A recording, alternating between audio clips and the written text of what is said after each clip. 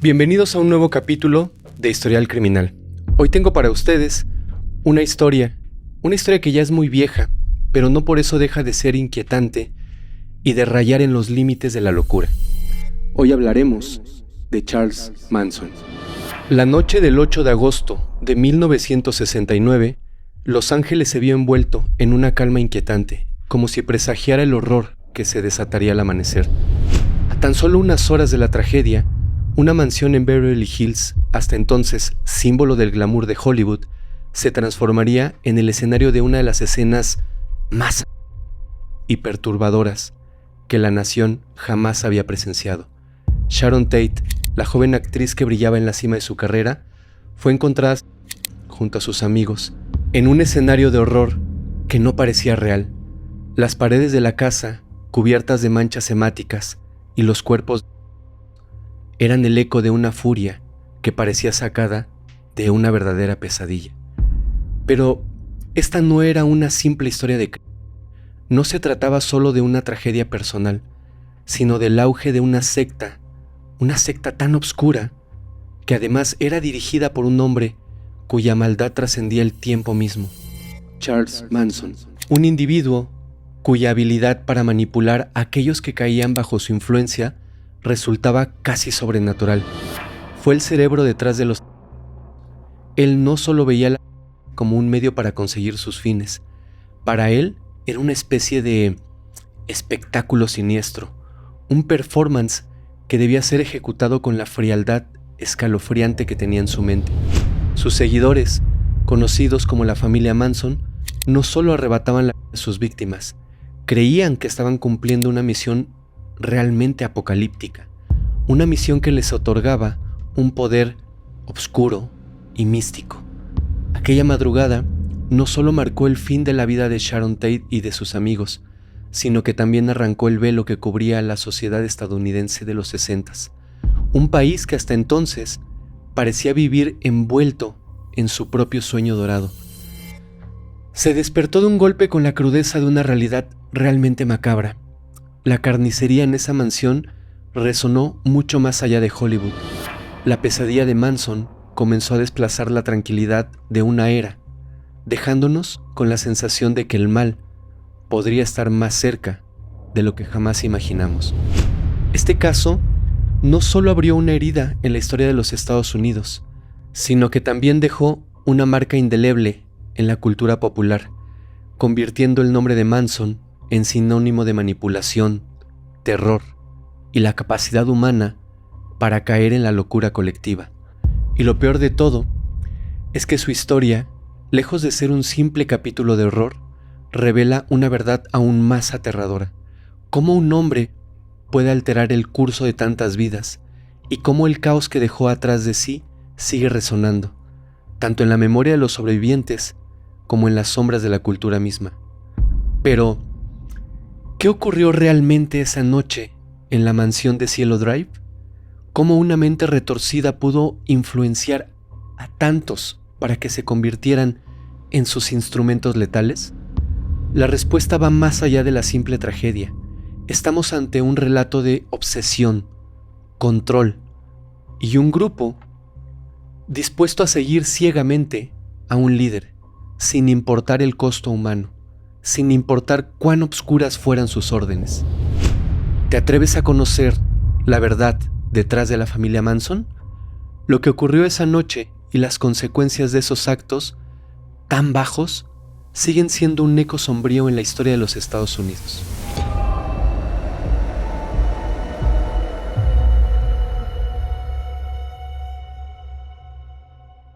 Charles Manson nació el 12 de noviembre de 1934 en Cincinnati, Ohio.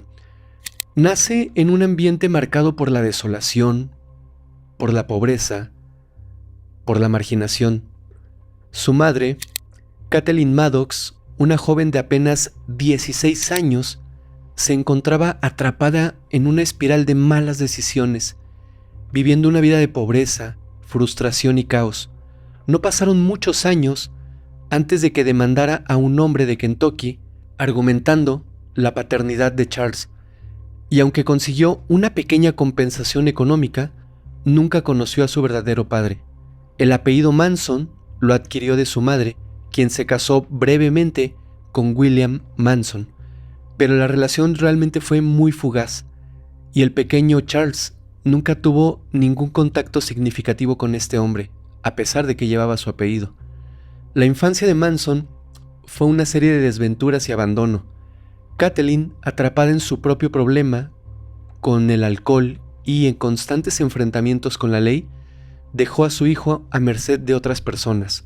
Hubo momentos tan desesperados que en un intento de conseguir una cerveza, se cuenta que Kathleen intentó intercambiar a su hijo con una camarera a cambio de bebida. La vida le exigía demasiado y Manson creció bajo un constante vaivén de abandono, infidelidades y desamparo. Desde muy joven, Charles aprendió a defenderse en un mundo que no mostraba ninguna compasión en su presencia. Su aspecto siempre fue débil, pequeño, delgado, y su falta de un hogar estable lo empujaron a desarrollar un agudo sentido de supervivencia y pronto se convirtió en realmente un maestro de la manipulación. Todos aquellos que estaban a su alrededor estaban expuestos a esto, una habilidad que le serviría en los años venideros. A los 12 años ya se iniciaba en el robo de tiendas. Su madre, incapaz de ofrecerle un futuro mejor, lo envió a un centro de rehabilitación juvenil en Indiana, pero su carácter rebelde lo llevó a escapar poco tiempo después y continuar su vida delictiva, sumergiéndose en una espiral de robos y problemas con la ley. En el año de 1948 fue enviado a la Ciudad de los Muchachos, una institución diseñada para reformar a jóvenes problemáticos. Sin embargo, el indomable espíritu de Manson hizo que se escapara tan solo 4 días después. Y así siguió su racha de fugas hasta que fue detenido nuevamente y enviado a otro centro juvenil en Indiana, de donde también se escaparía en el año de 1951. Su camino parecía inevitable. Tras robar un coche, cometió más robos antes de ser detenido en Utah, y a pesar de tener como destino California, terminó en un centro de máxima seguridad en Virginia. Ya para el año de 1954, Manson fue liberado bajo libertad condicional. Pero esta libertad realmente sería efímera. En el año del 56, volvió a ser arrestado tras cruzar una frontera estatal, nuevamente en un coche robado. Esto le valió una condena de 3 años en una penitenciaría federal de California. Durante sus años fuera de prisión, Manson intentó formar una familia que nunca tuvo en su infancia. Se casó con Rosalind Wills, con quien tuvo un hijo, pero el matrimonio se deshizo rápidamente. Fue una relación, a pesar de tener un hijo, realmente muy fugaz. Rosalie obtuvo el divorcio y la custodia de su hijo, Charles Jr. Más tarde, Manson se casó nuevamente, esta vez con Candy Leona Stevens, y tuvo un hijo más, Charles Luther. Aunque el tiempo fuera de prisión estuvo marcado por más delitos, Manson no cambió su forma de vida.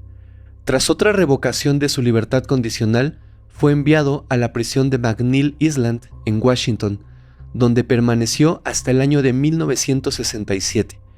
Al salir, encontró un mundo radicalmente transformado con la cultura hippie y el clima social de los años 60, la década de la libertad, las ideas alternativas y el rechazo al sistema era el caldo de cultivo perfecto para un hombre como él, manipulador, ciertamente carismático y con una visión distorsionada de la realidad. Con un grupo de seguidores ansiosos por encontrar algo o a alguien que les diera un propósito, Manson los unió bajo su propia ideología apocalíptica, reclutando jóvenes desilusionados y formando una familia que seguiría sus órdenes sin cuestionar absolutamente nada. Aquella década que comenzó con sus sueños de libertad y paz, pronto se vería marcada por una tragedia que estremecería no solo a Estados Unidos, sino al mundo entero.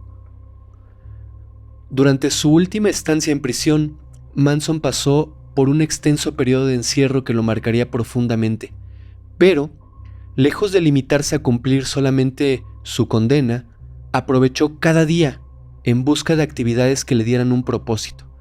En este tiempo desarrolló algo que le encantaba, algo que era inspirador para él. Desarrolló habilidades musicales, aprendió a tocar guitarra y empezó a explorar ideas espirituales. Uno de los conceptos que más llamó su atención fue una nueva filosofía llamada cienciología. Inspirado, Manson comenzó a escribir sus propias canciones, en las cuales reflejaba algunas de sus nuevas creencias y de sus nuevas reflexiones personales. Al obtener su libertad a finales de la década de 1960, Manson se encontró en un mundo diferente, un entorno ideal para alguien con sus aspiraciones. Los jóvenes de aquella época exploraban nuevas formas de vivir, promoviendo el amor libre, la música y la expansión de la mente. San Francisco se había convertido en un punto de encuentro para quienes buscaban este estilo de vida en particular. Era un lugar lleno de personas abiertas a nuevas ideas, y Manson pronto percibió que ese ambiente era perfecto para difundir sus nuevos ideales y sus nuevos propósitos. Al poco tiempo de llegar a la ciudad, Manson comenzó a compartir sus pensamientos por las calles, atrayendo a jóvenes en busca de respuestas y de alguna guía. Con una carismática facilidad para cautivar a quienes lo escuchaban, no tardó en ganarse la devoción de varios seguidores. La mayoría de ellos eran mujeres muy jóvenes. Sus ideas, combinadas con el uso de sustancias prohibidas, muy de moda en los años 60, no lo puedo pronunciar, pero ya saben, esa sustancia de 3 letras que fue muy famosa en esa época, creaban una experiencia cautivadora que lo consolidó como un líder espiritual en aquel entorno. Juntos, Charles y su grupo de seguidores comenzaron a recorrer el estado de California en un autobús escolar. Este autobús lo decoraron y lo adaptaron para vivir en él. El grupo, con el tiempo, se autodenominaría como La Familia. Este grupo fue creciendo y varios de sus miembros más cercanos se unirían en aquella primera etapa. Entre estos miembros destacaban 2 personas en especial, Susan Atkins y Patricia Krenwinkel. Ambas se verían profundamente influenciadas por las ideas de Manson, formando parte del círculo más cercano de su grupo. Manson tenía un talento especial para seleccionar a quienes veía como más receptivos a su mensaje. Su habilidad para leer las personalidades y emociones de los demás le permitió acercarse a personas que buscaban algo o a alguien en quien confiar. Según varios especialistas en la historia de Manson, él era extremadamente observador, identificando rápidamente y con mucha facilidad las inseguridades o puntos débiles de aquellos que lo rodeaban, algo que con el tiempo le sirvió para manipular a las personas. A través de su empatía aparente y su comprensión, logró generar una lealtad dentro de sus seguidores prácticamente inquebrantable. En una entrevista del año 1969, Susan Atkins, una de sus seguidoras más fieles, compartió cómo fue su primer encuentro con él. Y ella dijo: era un hombre pequeño. Ella recordaba aquel día. Llegó con su guitarra para dar un pequeño concierto en la casa donde yo vivía. Incluso, antes de verlo, mientras yo aún estaba en la cocina, escuché su voz. Y esa voz me atrapó. Cuando salí y lo vi de frente, sentí como si todo lo que había buscado estuviera frente a mí. Para Atkins, ese momento lo cambió absolutamente todo. De inmediato, su confianza y su devoción hacia Manson se volvieron absolutas. Después de un total de 17 años entrando y saliendo de centros correccionales, Manson había acumulado un resentimiento silencioso hacia la sociedad que lo rechazaba, y tomó la decisión de crear no solo su familia, sino su propio mundo. Sin embargo, lo que más anhelaba no era dirigir a un grupo de personas. Lo que más deseaba profundamente era una carrera musical. Lejos de todas sus teorías, lejos de su doctrina, de sus ideas filosóficas, él quería una vida dentro de ese auge musical que se había dado en los 60s. El mundo de la industria musical en Los Ángeles lo seducía y su ambición se orientaba hacia lograr el reconocimiento y la fama en este ámbito. Pero cuando sus esfuerzos no lograron abrirle las puertas que tanto ansiaba, ese fracaso, junto con sus intensos ideales, se convertirían en una de las causas del turbulento verano del año 1969. El rancho Spahn, ubicado en las colinas de Simi y las montañas de Santa Susana, era una antigua locación donde alguna vez se filmaron películas de vaqueros.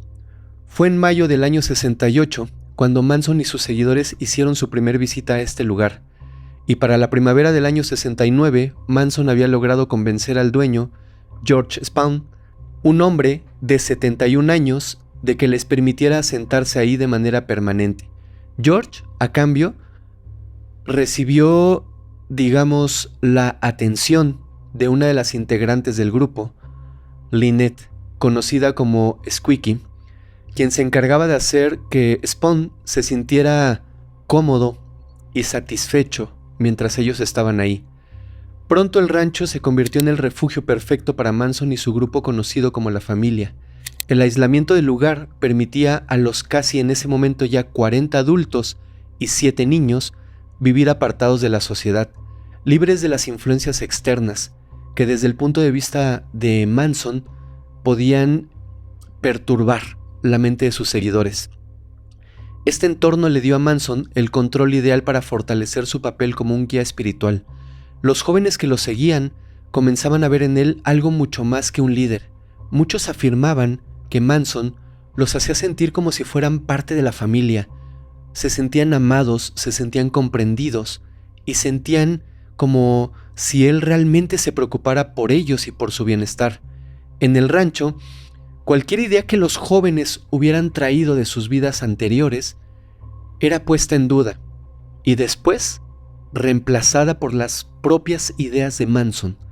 Las enseñanzas que este hombre les compartió se convirtieron prácticamente en la única filosofía aceptada por él, mientras que las opiniones personales y los valores familiares eran totalmente apartados y alejados de su mente. Manson establecía las normas y en su entorno no había espacio para la individualidad. Poco a poco logró imponer su visión y creencias en todos aquellos que se unían a él. Las reuniones del grupo eran un reflejo de su control. Manson organizaba encuentros en los que distribuía pequeñas dosis de esta sustancia prohibida a todos los seguidores, mientras él apenas consumía lo necesario para poder mantenerse lúcido y tener el control de todo lo que pasaba en ese momento. No solo dictaba quién debía acercarse a quién, sino que también determinaba quién podía compartir su tiempo con quién, rompiendo cualquier lazo individualista y, por supuesto, rompiendo cualquier decisión propia. Su intención, aparentemente, era debilitar las identidades individuales de sus seguidores, para así tener un dominio absoluto sobre cada uno de ellos. Con el tiempo, Manson comenzó a poner a prueba la fidelidad de sus seguidores de maneras realmente inusuales. En algunas noches los enviaba a las casas de personas desconocidas con el simple objetivo de cambiar de lugar los muebles, de mover las sillas, de mover los adornos, las mesas, los cuadros, dejarlos en lugares insólitos. Todo esto solo con el propósito de causar inquietud en los dueños de estas casas, demostrando su poder para crear miedo de una forma muy peculiar, pero más que peculiar, calculadora, haciendo ver que él tenía el control no solo de su grupo, sino de las personas que lo rodeaban, de las personas que vivían cerca de él. A medida que su control se afianzaba, Manson convenció a sus seguidores de algo aún más profundo y perturbador. Se presentó como una combinación de dos figuras opuestas, alguien que unía en su persona una mezcla de fuerzas contradictorias. A ojos de sus seguidores, él se mostraba como un ser destinado a ser un líder, una figura que supuestamente mezclaba elementos de luz y obscuridad. Aunque les parezca increíble, él decía ser Jesús y Lucifer en una misma persona. Manson sostenía una visión alarmante. Creía que pronto estallaría una lucha sin precedentes entre distintas comunidades raciales, en la que, según sus ideas, la población afroamericana tomaría el control sobre la sociedad blanca. En aquel entonces Estados Unidos ya vivía tensiones raciales muy intensas, y los discursos de Manson parecían resonar en medio de un contexto cargado de divisiones. Era 1969, solo 3 años después de la creación de los Panteras Negras, un movimiento activista que el FBI calificaba como una amenaza para la estabilidad nacional. De hecho, de este grupo ya hemos hablado en otras ocasiones. Con estos eventos en el horizonte, las palabras de Manson no parecían tan descabelladas para muchas personas que lo seguían. Manson aseguraba a todos sus seguidores que él podía ofrecerles un refugio seguro en medio de todo este caos que se avecinaba.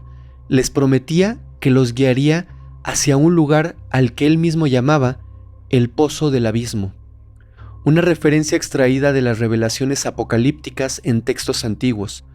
Para ellos, esto significaba una promesa de resguardo, mientras el resto del mundo caía o caería en un conflicto inevitable. Manson no ocultaba sus pensamientos más oscuros. En su visión, la comunidad afroamericana, tras obtener el control, se vería incapaz de establecer un nuevo orden.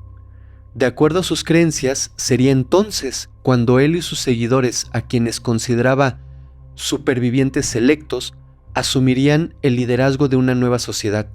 Pero Manson no construía su discurso solo con teorías bíblicas o ideas de cienciología. En diciembre de 1968, cuando los Beatles lanzaron su famoso álbum blanco, Manson encontró en la música de este grupo británico un mensaje que reforzaba sus propias creencias. Una canción en particular llamó su atención, Helter Skelter. Llamó poderosamente la atención de Manson, aunque esta pieza se inspiraba en un juego infantil y hacía referencia al contexto de la Guerra Fría. Manson interpretó la letra de otra manera. Obviamente, lo que él pensaba, lo que él creía que se le estaba dando, él creía que se le estaba dando un mensaje dentro de esta canción.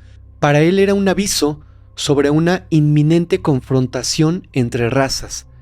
En su mente, esta canción confirmaba sus teorías y predicciones. Incluso llegó a precisar la fecha en que, según él, la violencia social estallaría, el verano de 1969. Pero al ver que ese supuesto levantamiento que él había pensado que sucedería no se materializaba, Manson decidió que él mismo debería ser ese pequeño fuego, esa pequeña chispa que encendiera todo, para entonces desencadenar el caos que él estaba imaginando. Para llevar a cabo este plan, reunió a una banda de motociclistas conocidos como los Straight Satans, quienes accedieron a colaborar a cambio de favores proporcionados por las integrantes femeninas de la comunidad de Manson.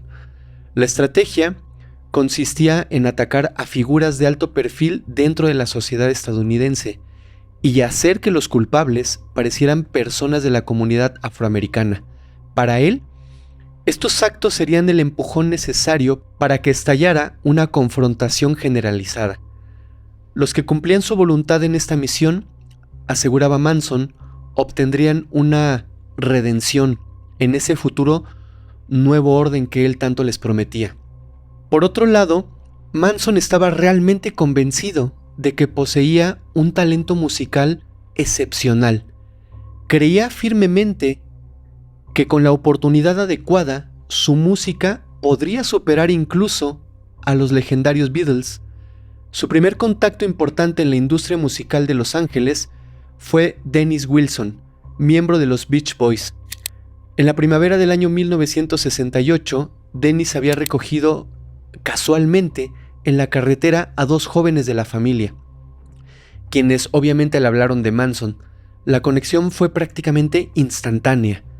La siguiente vez que se cruzaron, Wilson invitó a las chicas a su casa, y no pasó mucho tiempo antes de que Manson y varios de sus seguidores también fueran invitados. Durante su estadía en la residencia de Wilson, Manson tuvo la oportunidad de mostrar su música. Fascinado por su estilo, Dennis incluso le presentó al productor musical Terry Melcher, sugiriendo que éste podría ayudarle a alcanzar sus sueños en el mundo de la música. Manson actuó para Melcher en el rancho Spawn, acompañado de un coro de sus discípulas, buscando impresionar al productor. Aunque el productor elogió la presentación, se despidió con un clásico "Yo te llamo". Para Manson, creado en un mundo donde la palabra era sagrada, esta promesa era definitivamente algo que él sentía como la oportunidad que tanto había anhelado y que ahora, según él, se estaba materializando. La palabra del productor, él la había tomado como un sí. Sin embargo, los días pasaron y la llamada nunca llegó. Lo que para Melcher fue una cortesía social, para Manson fue una traición. Herido en su orgullo y enojado por el rechazo, intentó buscar nuevamente el apoyo de Dennis Wilson. Al hablar con él se enteró de que su disco no existiría, no sería producido. Esa fue la gota que derramó el vaso. Manson apareció en la casa de Wilson con un arma, dispuesto a todo.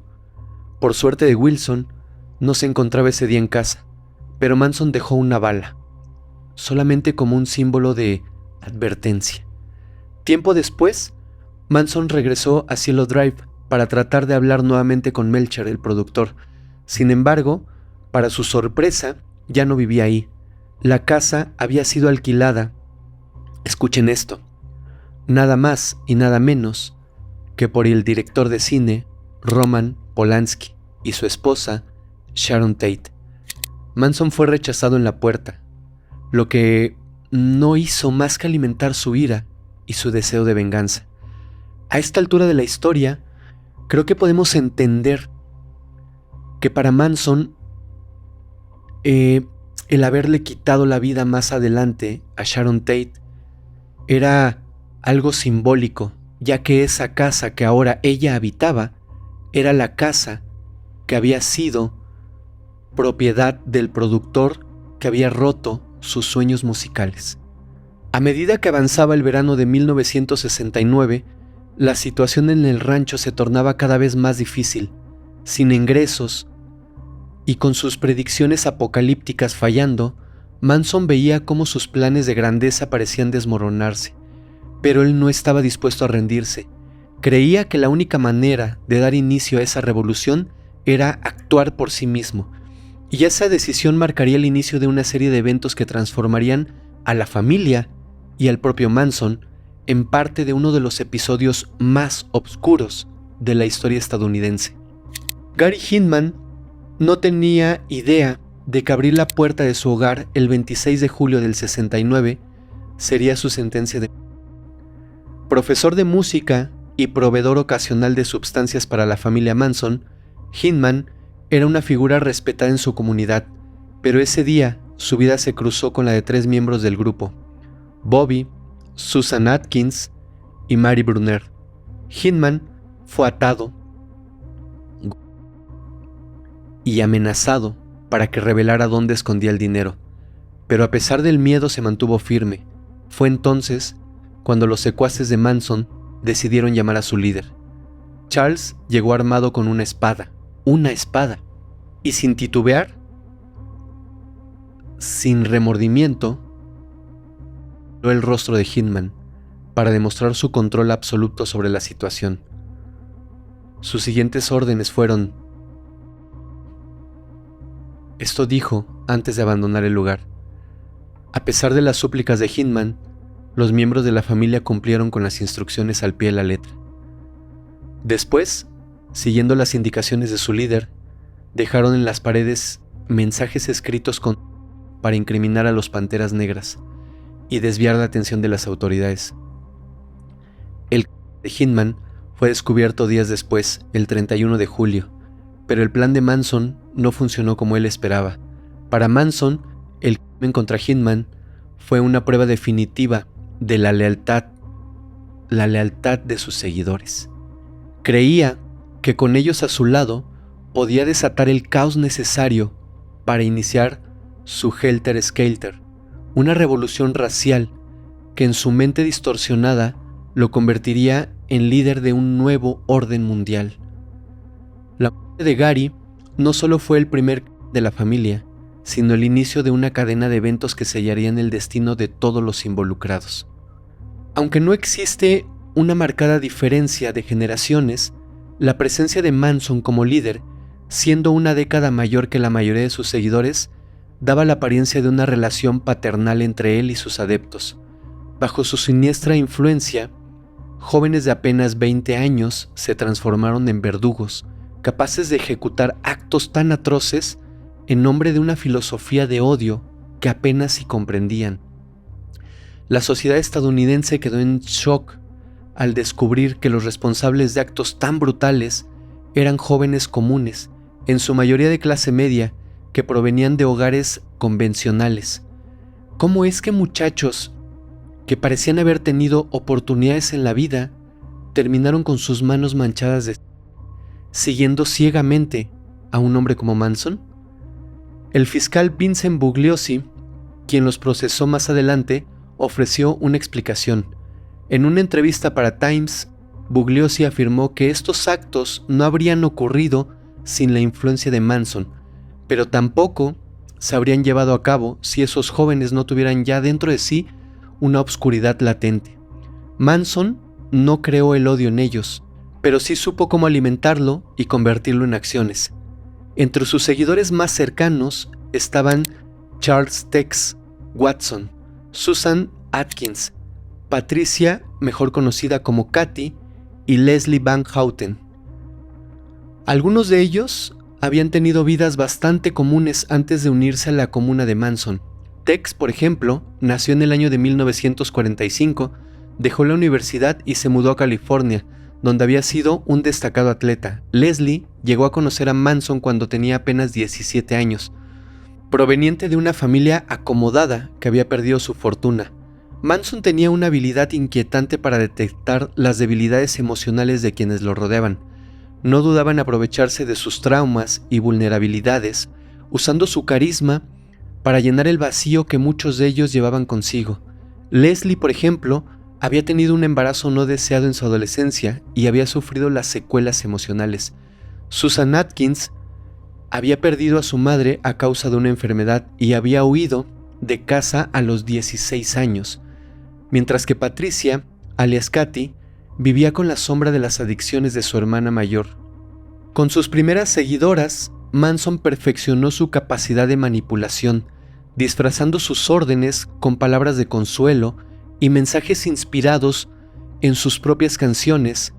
Algunas de estas canciones, o las más emblemáticas para él, fueron Deja de existir o Ámame, dos canciones que constantemente utilizaba como una especie de himno entre sus seguidores.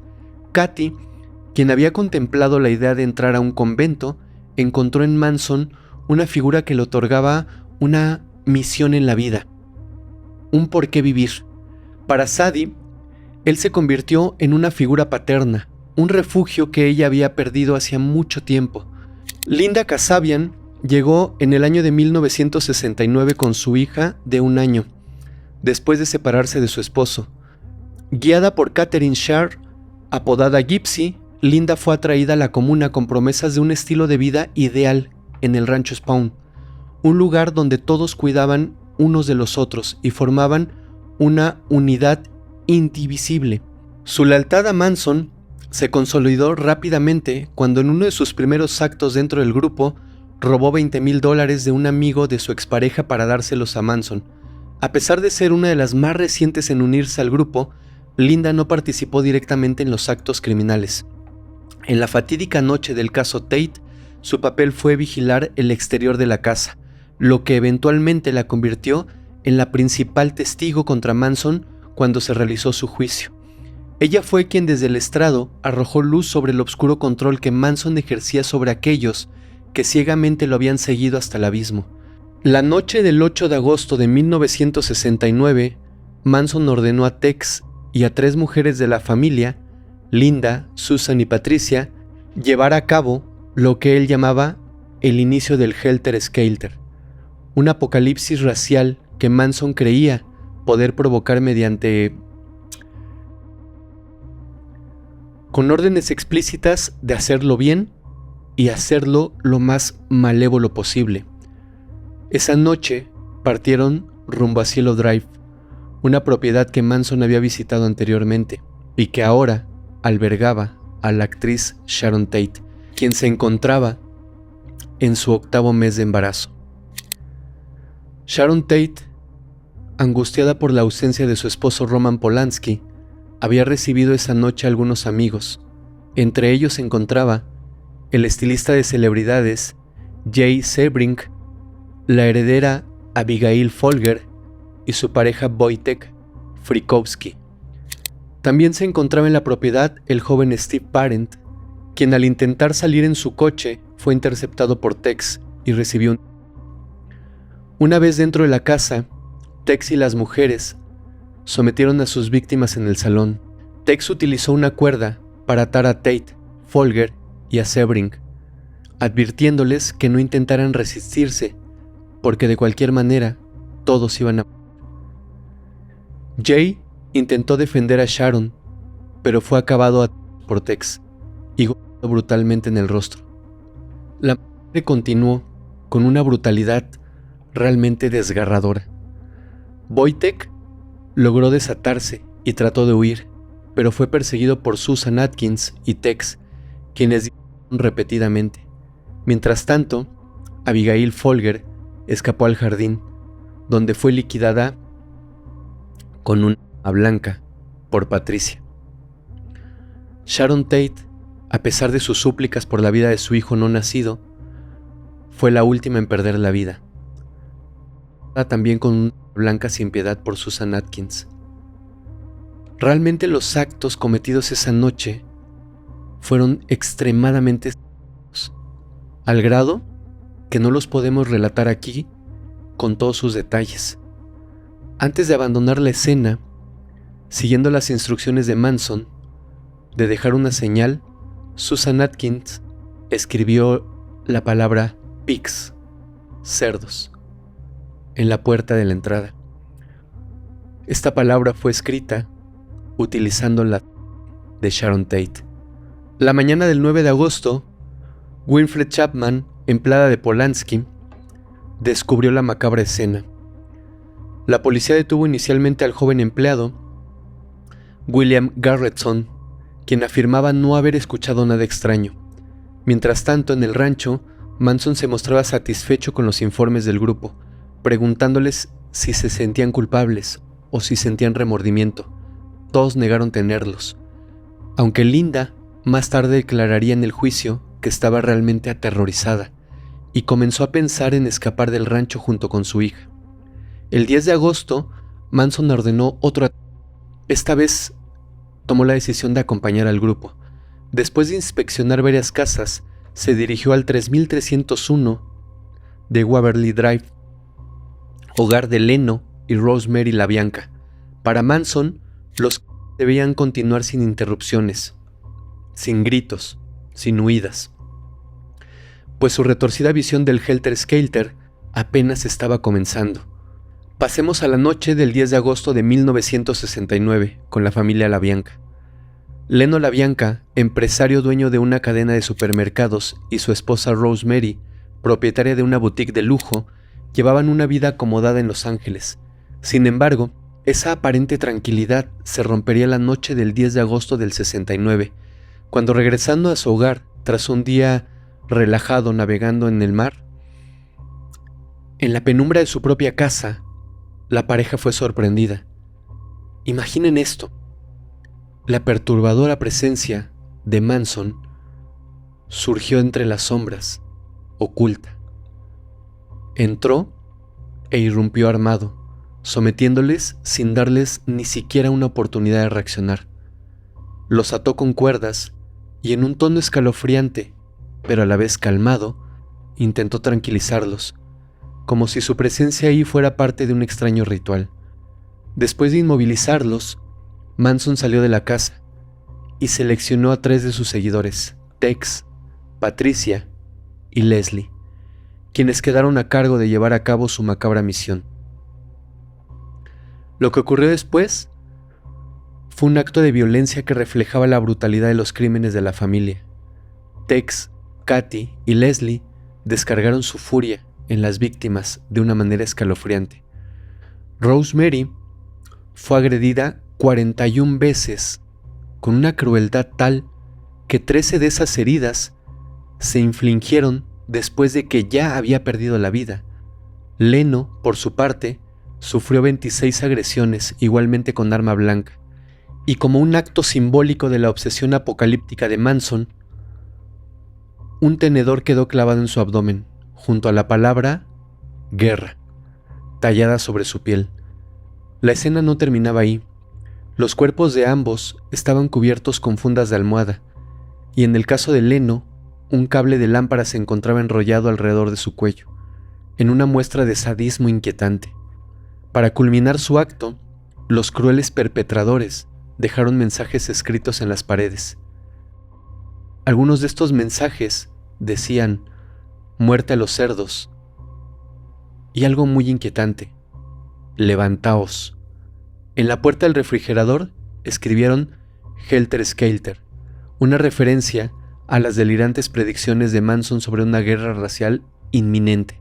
Mientras los LaBianca eran brutalmente acabados, Manson continuaba recorriendo la ciudad con otros miembros de su grupo. En esta ocasión había puesto su mirada en un actor llamado Saladin Nader, quien había tenido una breve relación con Linda, una de las seguidoras de Manson. Manson los llevó hasta la dirección de Nader y les ordenó que le quitaran la vida, pero Linda, incapaz de cumplir con este mandato, señaló intencionalmente la puerta equivocada.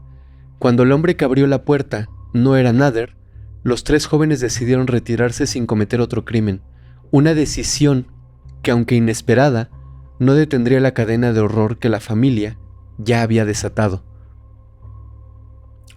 3 días después, el 13 de agosto, Linda aprovechó una oportunidad única para escapar del rancho de Manson. Aunque deseaba llevarse consigo a su pequeña hija, el miedo y la urgencia de huir fueron más fuertes. Manson la había enviado a hablar con Bobby, quien estaba preso por el deceso de Gary Hinman, con el fin de averiguar qué planeaba declarar en su juicio. Linda, en cambio, usó la misión como una excusa para desaparecer y alejarse del círculo de Manson. Su testimonio posterior sería crucial para desmantelar la operación criminal de la familia y llevar a Manson y a varios de sus seguidores ante la justicia.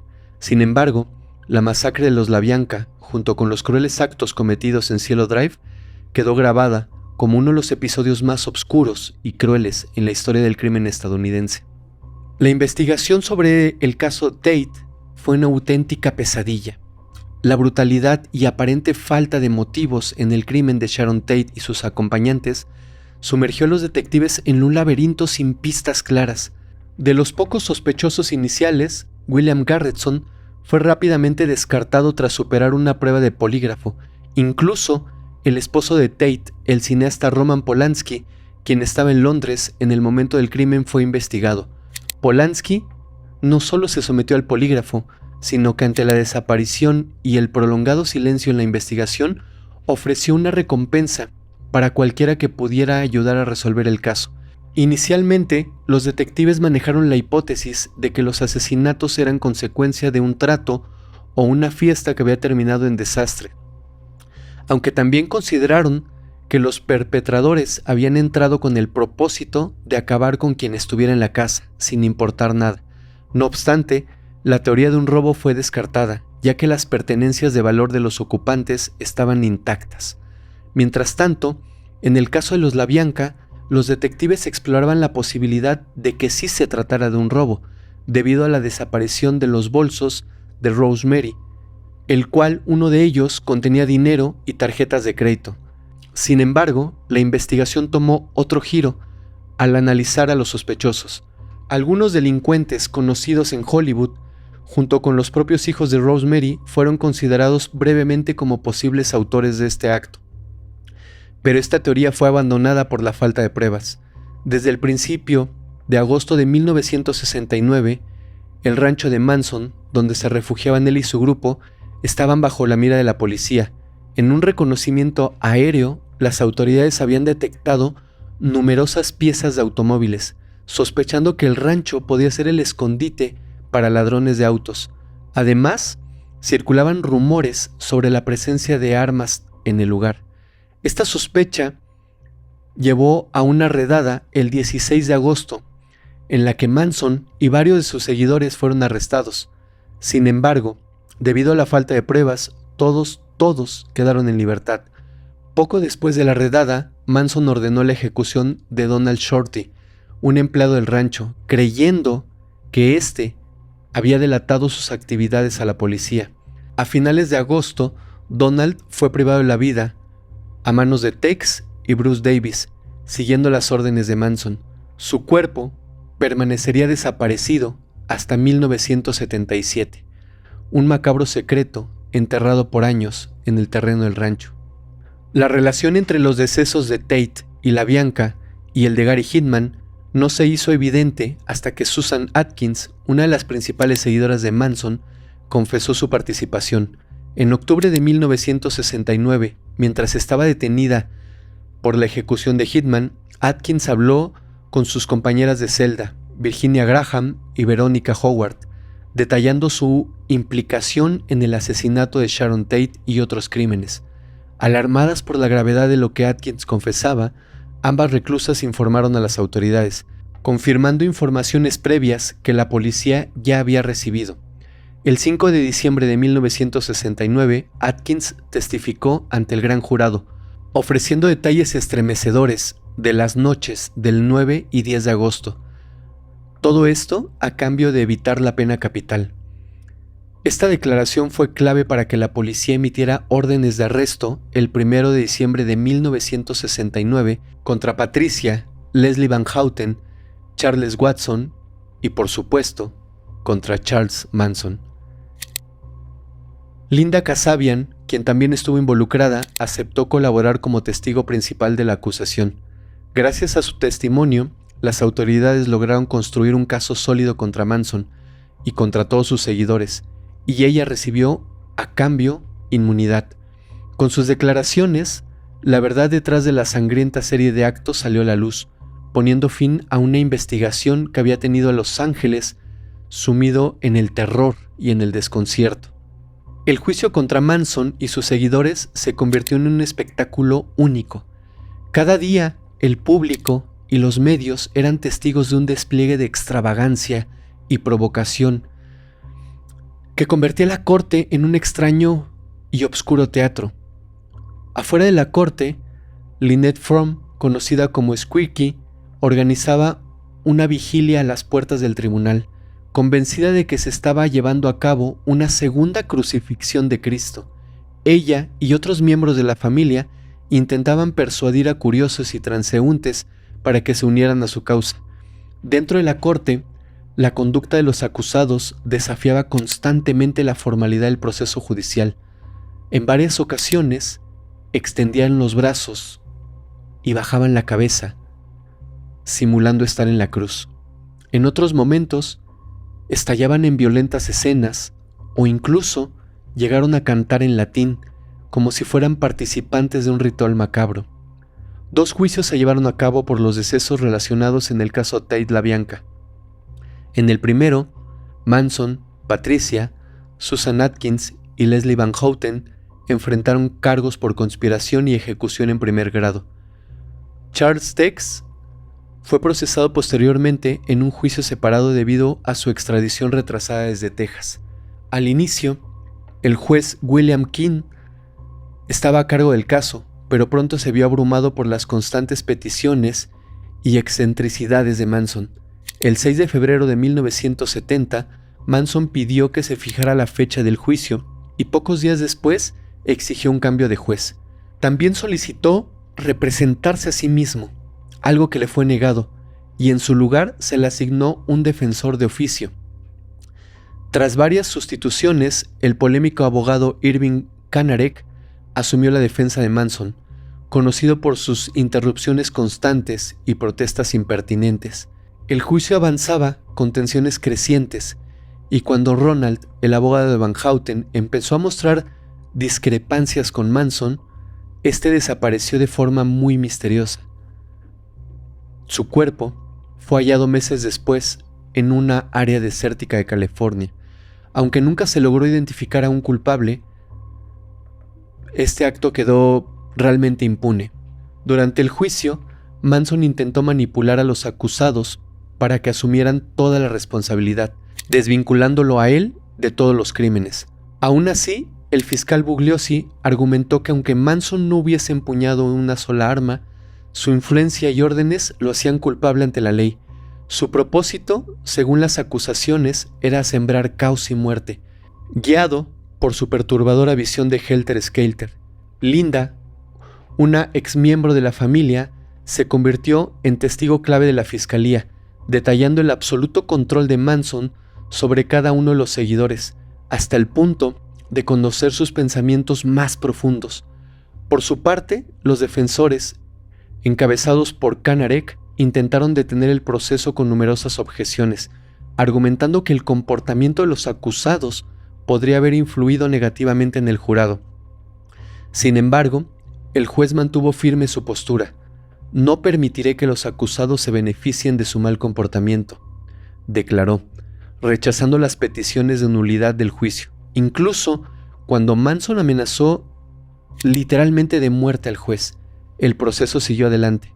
Finalmente, el 25 de enero de 1971, el veredicto fue claro: culpables de conspiración y asesinato. La sentencia dictada el 29 de marzo fue pena capital para todos.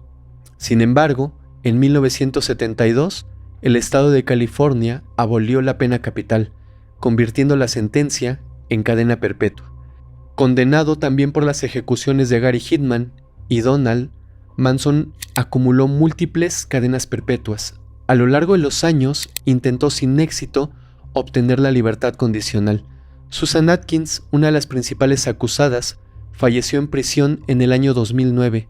Manson, quien fue encontrado culpable de 9 homicidios, se convirtió en una figura obscura y emblemática del crimen, alguien que posiblemente instigó otros crímenes jamás esclarecidos. La mansión de Cielo Drive, donde tuvo lugar la trágica masacre, fue demolida, quedando como recordatorio vacío de una de las historias más perturbadoras en la crónica criminal.